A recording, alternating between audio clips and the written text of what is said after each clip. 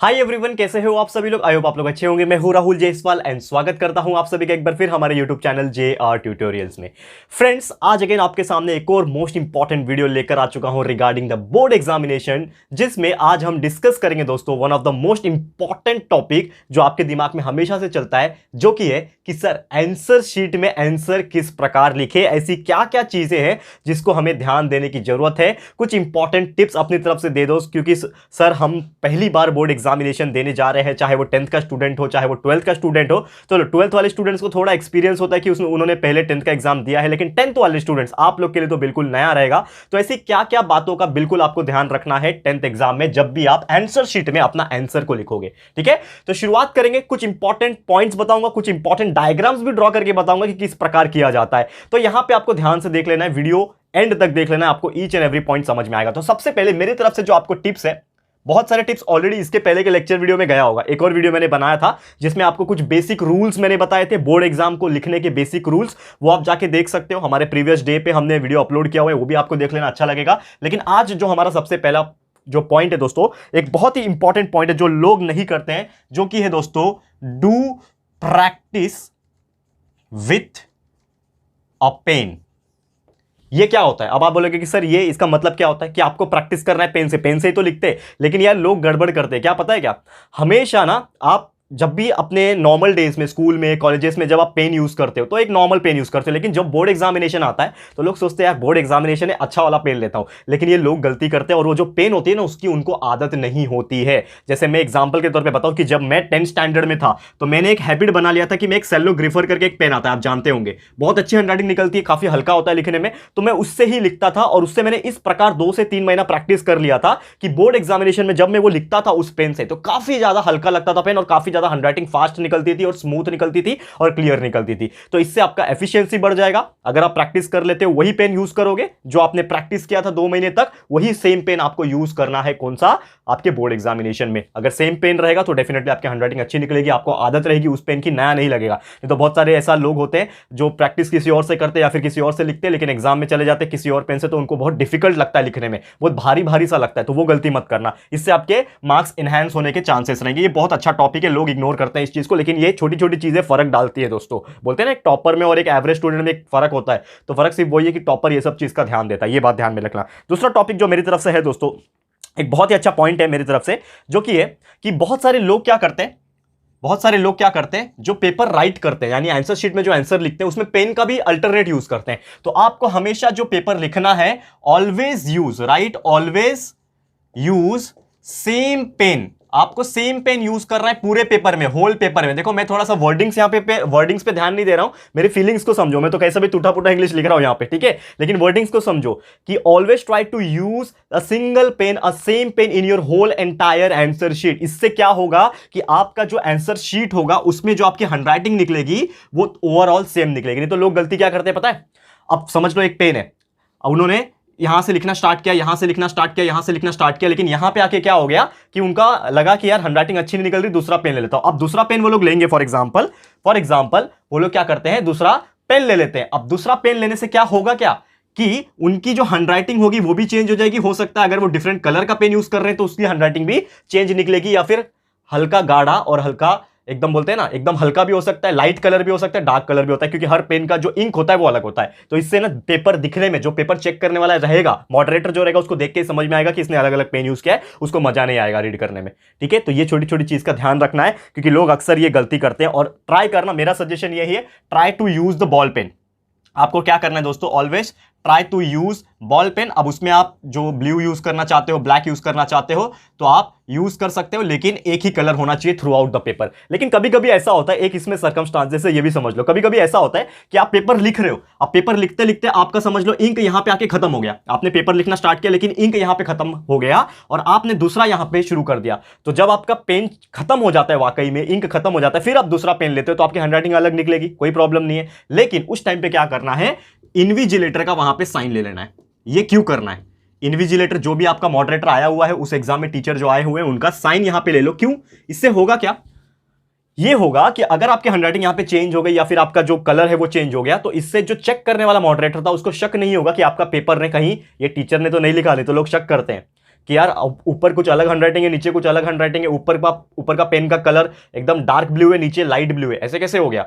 कहीं टीचर ने तो कहीं इसके मार्क्स बढ़ाने के लिए इसका ही आंसर शीट लेके इसको आंसर तो नहीं लिख दिया? तो ये होता है दोस्तों। तो ये चीज ना हो तो आप फटाफट से इन्विजिलेटर का साइन वहां पे ले लेना, टीचर मेरा पेन खत्म हो गया है, वहां पे आप साइन कर दो, ताकि उनको पता चल जाएगा कि मैंने कोई चीटिंग नहीं की है, मैंने सही से आंसर लिखा है। तो ये अच्छे से कर लेना। और मेरा सजेशन जो है कि ऑलवेज ट्राई करना सेम पेन 2-3 लेके रखो। आप सेलोग्राफर में यूज करता था, 3-4 पेन लेके जाओ सेम जैसा, ठीक है? तो वो चीज आप कर सकते हो। क्लियर है? ये चीज आपको समझ में आ गया होगा। एक और बहुत ही अच्छा जो मैं टिप्स देना चाहूंगा आपको स्टार्टिंग में, जो आपको ध्यान देना है, जो कि जब भी आप अपना डिटेल्स को फिलअप करते हो, जब भी आप अपने डिटेल्स को फिलअप करते हो तो बार बार उसको चेक करो, एटलीस्ट 2 to 3 टाइम उसको क्रॉस चेक कर लेना, ठीक है ना? क्या कर लेना? क्रॉस चेक कर लेना। इससे होगा क्या कि आपके सीट नंबर अगर आपने गलती से गलत लिख दिया है तो आप सुधार सकते हो, क्योंकि एक बार उसके ऊपर बार कोड आपने लगा दिया तो शायद वापस से सुधारने का मौका नहीं मिलेगा। और कुछ देखो, रेयरेस्ट ऑफ रेयर केस है कि गलती हो जाती है, लेकिन वो जो एग्जामिनर होते हैं वो भी चेक करते हैं कि आपने सही लिखा है कि नहीं। लेकिन अगर वो लोगों ने भी ध्यान नहीं दिया तो आप लोग एटलीस्ट 2-3 बार ध्यान दे देना। तो ये गलती बिल्कुल मत करना कि अगर बाई चांस ऐसा कुछ हुआ तो आपके मार्क्स नहीं कटेंगे या फिर आपके कुछ प्रॉब्लम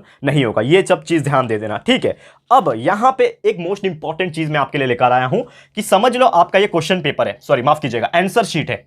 तो आंसर शीट आपने देखा है ऐसे ब्लू कलर का होता है, ठीक है? यहाँ पे बारकोड वगैरह लगाने के लिए स्टिकर वगैरह होते हैं, यहाँ पे ऑफिशियल यूज होता है, ठीक है ना? इस प्रकार से बहुत सारी चीज होती है। अब यहाँ पे लाइनिंग्स के हिसाब से बात करें, अगर मैं एक और यहाँ पे बना दूं पेज, समझ लो आपका ये 2 पेज है, ठीक है ना? इमेजिन कर लो, मेरे पास तो अभी पूरा वो आंसर शीट है नहीं तो दिखा देता आपको। तो समझ लो लाइनिंग के हिसाब से अगर बात करें तो इस प्रकार के लाइनिंग्स होते हैं इसमें। इस प्रकार का एक छोटा लाइन होता है और इसके अंदर भी एक और लाइन होता है। अगर मैं पूरा का पूरा ड्रॉ करने की कोशिश करूं, यहां पे एक मार्जिन होता है और इसी प्रकार एक मार्जिन यहां पे होता है, ठीक है? और यहां पे इस प्रकार से आपके लाइन होते हैं, ठीक है? इस प्रकार से क्या होते हैं? आपके लाइन होते हैं, लाइंस, ठीक है ना? जो भी लाइंस होते हैं जिसमें आपको आंसर लिखना होता है। तो लोग गलती क्या करते हैं, जो आंसर आपको लिखना है, किस तरह से लिखना है इस आंसर शीट में, ये मैं आपको बता रहा हूं, ध्यान से देखना, ये आपको समझ में आ जाएगा। थोड़ा सा रफ लैंग्वेज में बताऊंगा लेकिन आपको समझ में आ जाएगा, चिंता नहीं करना है। अब लोग गलती क्या करते हैं, आपको हमेशा जो आंसर शीट मिलेगा, ठीक है, आपने जो भी सीट नंबर लिखना था, आपका बारकोड वगैरह लगा था, लगा दिया, लेकिन हमेशा ध्यान रखना कि क्वेश्चन नंबर आपको कैसा लिखना है। राइटिंग पैटर्न, यहां पे मैं क्या बता रहा हूं, राइटिंग स्किल या फिर राइटिंग पैटर्न बता रहा हूं। स्किल तो अलग हो गया, राइटिंग स्किल आपके लैंग्वेज में होता है, वो अलग हो गया। राइटिंग पैटर्न की आपको ऐसे आंसर शीट में कैसे लिखना है, तो समझ लो आपका क्वेश्चन नंबर 1 है तो आपको इस प्रकार लिखना है, क्वेश्चन नंबर 1, ठीक है? ये बड़े वाले जो साइड में लेफ्ट वाला जो मार्जिन है उसमें क्वेश्चन नंबर 1 लिखना है।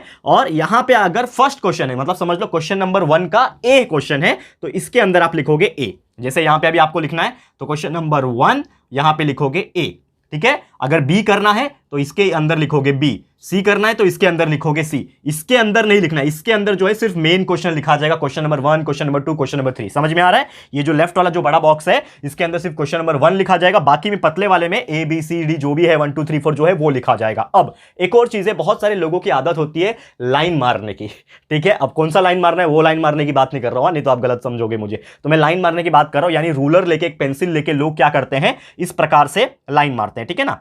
इस प्रकार से क्या करते हैं मैं आपको बता रहा हूं, इस प्रकार से स्केल और पेंसिल लेके वो लोग ऐसा लाइन मारते हैं, ठीक है? लाइन मारते हैं कि नहीं? तो आपको लाइन कैसे मारना है मैं उसका एक रूल बता देता हूं। तो आपका जो पेजेस रहते हैं ना, इसमें ना लास्ट में ना ऐसा गैप रहता है, ठीक है? मैंने तो पूरा टच कर दिया है, लेकिन लास्ट में ना ऐसा पेजेस जब आप देखोगे तो ऐसा गैप रहता है, इतना इतना मार्जिन रहता है, इतना गैप रहता है। तो आपको क्या करना है, बहुत सारे लोग क्या करते हैं, पूरा बीच में से मार देते हैं, मतलब इस प्रकार मार देते हैं, समझ लो, ठीक है ना? बहुत सारे लोग क्या करते हैं, इतना गैप है तो लोग ने इधर से मार्जिन मारना शुरू किया, तो आपने इधर से मार दिया तो ये तो जगह जो है वेस्ट हो गया ना। तो उतना गलती मत करना, बहुत सारे लोग बड़ा मोटा मोटा गैप करके लाइन मारते हैं, वैसा लाइन नहीं खींचना है आपको। सीधा सीधा एक पेन और एक अपना एक पेंसिल और एक स्केल लेना है, और जहां पे ये खत्म हो रहा है, देखो यहां पे ये खत्म हो रहा है, यहां पे ये खत्म हो रहा है, तो जहां पे खत्म हो रहा है वहां से एक सीधा सा पतला सा लाइन, एक हल्का सा आप नीचे खींच दो और इसके अंदर आपको राइट डाउन करना है, ठीक है? अब राइट डाउन करने के लिए भी एक और छोटा सा रूल है। बच्चे गलतियां क्या करते हैं, बहुत सारे बच्चे कुछ लिखना होता है तो वो लोग एकदम बीचों बीच लिखते हैं लाइन के। अभी देखो ये आपका लाइन है, मार्जिन है, आपके जो लाइंस होते हैं ना बुक में भी लाइन ऐसे ही होते हैं ना आपके। तो बच्चे लोग गलती क्या करते हैं, अब जैसे कुछ भी लिखना है, जैसे मेरा नाम है राहुल जायसवाल, तो मैं कैसा लिखूंगा, राहुल जायसवाल। तो मुझे बताओ कि ये मैंने जो लिखा है वो सही लिखा है कि नहीं?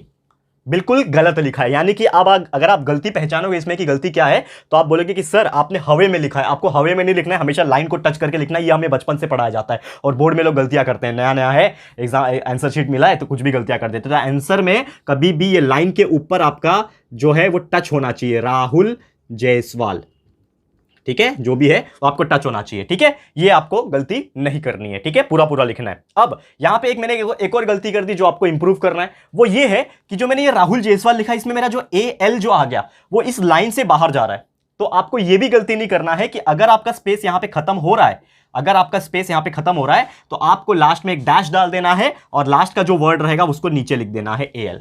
समझ में आ रहा है? समझ लो, आपको लिखना है कुछ भी चीज, जैसे कि सम इंफॉर्मेशन लिखना है आपको, ठीक है। तो मैंने क्या लिखा, SOME सम, IN, देखो ये भी हवे में हो गया, नीचे आना चाहिए, ठीक है, सम इंफॉर्मेशन, तो INFOR। अब मुझे ये पता है कि इंफॉर्मेशन में यहां पे पूरा नहीं लिख सकता, अगर मैं पूरा लिखूंगा तो ये मार्जिन के बाहर जाएगा, तो मार्जिन के बाहर लिखूंगा तो कहीं ना कहीं अच्छा नहीं दिखेगा और जो पेपर चेकर है उसको भी अच्छा नहीं लगेगा। तो मैं क्या करूंगा, एक छोटा सा यहां पे डैश मारने का, इन्फॉर के आगे डैश मार दिया, और इन्फॉर्मेशन है ना आगे MATION, तो मैं इसको मेशन को नीचे लिख दूंगा MATION। तो एग्जामिनर जब देखेगा तो समझ में आ जाएगा कि यहां पे उन्होंने लिखा है सम और यहां पे इन्फॉर लिखा है और डैश मार दिया और मेशन लिखा है, यानी इंफॉर्मेशन ये एक ही वर्ड है। तो इस प्रकार से लोग जो है गलतियां करते हैं कि वो लोग डैश मारना भूल जाते हैं या फिर पूरा एकदम जो भी लिखना होता है उनको वो पूरा का पूरा आगे लिख देते हैं, तो गंदा दिखता है। तो ये गलती मत करना। एक और छोटी सी लोग गलतियां ये करते हैं, अगर आप ध्यान दोगे, अगर आपको कुछ भी पैराग्राफ लिखना है, ठीक है ना, तो समझ लो आपको कुछ आंसर लिखना है, तो यहां पे आप आंसर लिखना शुरू किए, यहां पे आप कुछ आंसर लिख रहे हैं, मैं लिख नहीं रहा हूं लेकिन समझ लो मैं ऐसा करके बता रहा हूं कि आप आंसर लिख रहे हो। यहां पे मेरा एक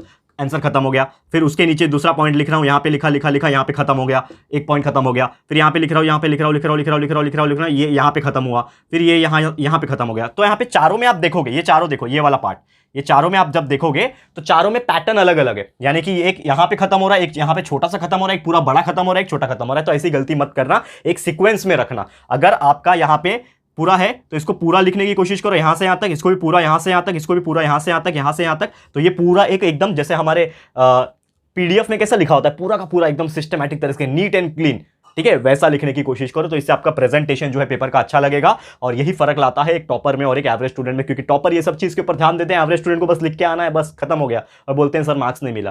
तो ऐसे ऐसे चीज करोगे तो जहां पे आपको 5 में से 4 मिलने की गुंजाइश रहेगी तो उसको अच्छा लग जाएगा, तो वो 5 में से 5 भी देके जाएगा, बोलेगा wow what A handwriting, what A presentation. वो इस प्रकार के भी मार्क्स देते हैं, क्योंकि वो भी इंसान ही है यार, उनको भी अच्छा लगना चाहिए पेपर, और किसी के पास इतना टाइम नहीं रहता है, वो लोग को भी फटाफट पेपर चेक करना होता है, ठीक है, बहुत रिस्पॉन्सिबिलिटी वो लोग के ऊपर होती है, बहुत सारे पेपर चेक करने होते हैं। तो ये सब चीज आपको बिल्कुल ज्यादा अच्छे से ध्यान देना है, ठीक है। अब ये सब हो गया, अब इसके अलावा और क्या क्या चीज के ऊपर आपको ध्यान देना है while writing this answer sheet, ठीक है। अभी मैं वापस से एक आंसर शीट को ड्रॉ करूंगा और क्या क्या चीजों के ऊपर ध्यान देना है, इसको मैं रफ कर दूं दोस्तों, तो उम्मीद करता हूं कि आपको समझ में आ रहा होगा। देखो पूरा का पूरा डिटेल में आपको मैं बताने की कोशिश कर रहा हूं, ठीक है ना, ताकि आपको हर एक नॉलेज जो है पहले से ही पता रहे, क्योंकि बहुत सारे लोग गलतियां ये करते हैं, गलती को सुधारना है यहाँ पे। तो समझ लो, एक और यहाँ पे मैं आंसर शीट ड्रॉ करने की कोशिश कर रहा हूं, ठीक है। For example this is my answer sheet, ठीक है। ये पहला मार्जिन हो गया हमारा, दूसरा मार्जिन अंदर वाला, और यहां पे समझ लो, यहां पे एक इस प्रकार का लाइन में खींच देता हूं, ठीक है। अब यहां से आपका आंसर लिखने का लाइन शुरू होता है, ठीक है, यह आंसर लिखने का लाइन है, ठीक है। थोड़ा सा टाइम दे दो मुझे,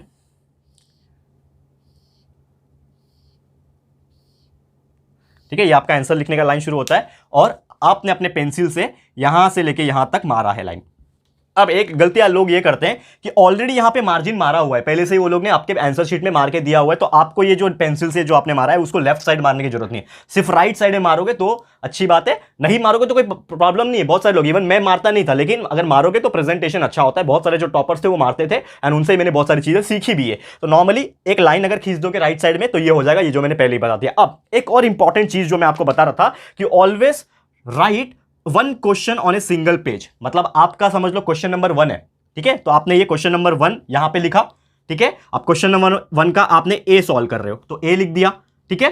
अब समझ लो आपका एक और आंसर शीट है, मतलब नेक्स्ट पेज है, ये आपका पहला पेज था। अब समझ लो कि मैं यहां पे एक और पेज बना रहा हूं, ठीक है। समझ लो कि यहां पे मैं क्या बना रहा हूं दोस्तों, एक और पेज बना रहा हूं। थोड़ा सा वक्त दे दो मुझे बनाने के लिए, ठीक है, फटाफट से बना लेता हूं, चलो थोड़ा बड़ा बड़ा लाइन, ठीक है। समझ लो ये मेरा एक और पेज है, ठीक है। और यहां पे मैंने क्या किया दोस्तों, यहां पे एक सेकंड रुक जाओ, ठीक है।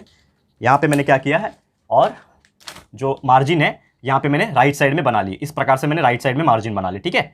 ये बना लिया मैंने। अब लोग गलतियां क्या करते हैं कि एक ही पेज पे क्वेश्चन बहुत सारे लिख देते हैं, जैसे कि एग्जांपल के तौर पे मैंने लिख दिया यहां पे क्वेश्चन नंबर 1 का ए। अब वहां पे ये लोग का क्वेश्चन नंबर 1 ए सॉल्व करके हो गया, यहां पे बी सॉल्व करके हो गया, यहां पे सी सॉल्व करके हो गया, तो यहां पे लोग का खत्म हो गया। तो लोग यहीं से क्वेश्चन नंबर 2 की शुरुआत करते हैं, और ये बहुत बड़ी गलती है।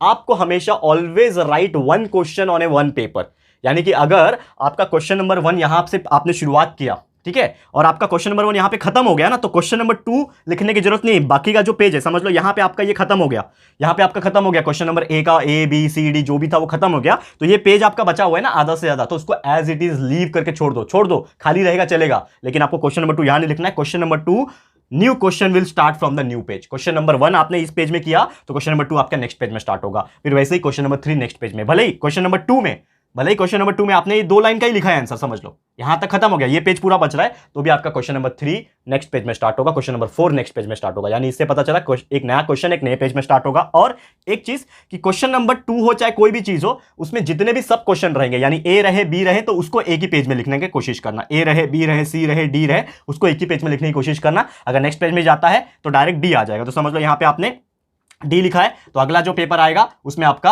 ई स्टार्ट हो जाएगा, फिर एफ स्टार्ट हो जाएगा, जी स्टार्ट हो जाएगा, ठीक है, चलेगा, कोई प्रॉब्लम नहीं है। तो जितना आप रहेगा उतना आप लिख सकते हो, कोई परेशानी नहीं है, लेकिन हमेशा जब क्वेश्चन नंबर नया आएगा तो आपको नेक्स्ट पेज से शुरुआत करना पड़ेगा। क्लियर है? तो उम्मीद करता हूं कि आपको यह चीज भी बहुत अच्छी तरीके से समझ में आ गया होगा। अब एक और इंपॉर्टेंट चीज, देखो मैं इतनी सारी चीजें बता रहा हूं, ये आपको नोट डाउन भी करते जाना है, ऐसा नहीं है कि सिर्फ सुन रहे हो भूल जाओगे बाद में, ठीक है, समझ में आ रहा है? अब इसको मैं मिटा रहा हूं दोस्तों, क्योंकि और इतने इंपॉर्टेंट चीजें हैं जो आपके साथ डिस्कस करना जरूरी है, और आप लोग को शायद ये बात जो है पता नहीं होगी। ध्यान से देख लेना। एक और इंपॉर्टेंट चीज क्या मैं बता रहा हूं, एक और मैं चीज बता रहा हूं। आप देखो इतने सारे पॉइंट कवर हो गए, बहुत सारे पॉइंट बीच में नहीं लिखे, तो आपने वो नोट डाउन किया होगा। अब मैं वापस से आ रहा हूं कि हमेशा जब आपको कोई क्वेश्चन पूछता है, ठीक है ना, हमेशा आपको जब क्वेश्चन पूछता है कि आंसर द फॉलोइंग, समझ लो आपको कोई क्वेश्चन पूछा है आंसर द फॉलोइंग आपको पूछा है, ठीक है, और आपको बोला है एनी थ्री, तो लोग इसमें गलती क्या करते हैं, देखो एनी 3 बोला है, टोटल आपको 5 क्वेश्चन दिए, मतलब 1 दिया है, सेकंड दिया है, थर्ड दिया है, फोर्थ दिया है एंड फिफ्थ दिया है, 5 क्वेश्चन है और आपको सिर्फ 3 सॉल्व करना है। तो आपको पहले वाले क्वेश्चन का समझ लो आंसर आता है, दूसरे वाले क्वेश्चन का आंसर आता है, तीसरे वाले क्वेश्चन का भी आंसर आता है, चौथे वाले क्वेश्चन का भी आंसर आता है, पांचवा बिल्कुल नहीं आता है, तो आपने पांचवा बिल्कुल सॉल्व नहीं किया, ठीक है। और करना आपको कितना था, सिर्फ एनी 3 करना था, 5 में से 3 ही करना था, लेकिन आपने जो पहला आंसर लिखा ना, वो आप मतलब इतना अच्छे से नहीं लिख पाए, मतलब थोड़ा बहुत एवरेज लिखा आपने। लेकिन क्वेश्चन नंबर 2 आपका एकदम बहुत अच्छे से आता था, तो आपने भर भर के लिख दिया क्वेश्चन नंबर 2। और क्वेश्चन नंबर जो 3 था वो भी आपको इतने अच्छे से नहीं आता है, तो आपको जितना आता था उतना किया। फिर क्वेश्चन नंबर 4 आपको बहुत ही अच्छी तरीके से आता है, तो इसको आपने पूरा भर के लिख दिया। अब लोग गलती क्या करते हैं, उनको यह लगता है कि जिसमें आपने बहुत अच्छी तरीके से आंसर लिखा है उसके मार्क्स आपको मिलेंगे, लेकिन ऐसा नहीं है। अकॉर्डिंग टू रूल्स अगर बात किया जाए तो जो एनी 3 लिखा है, तो आपने जो पहले 3 लिखे हुए हैं ना, उसके ऊपर ही मार्क्स मिलेंगे आपको, बाकी का वो देखेगा भी नहीं, क्यों, वो अपना टाइम वेस्ट करेगा।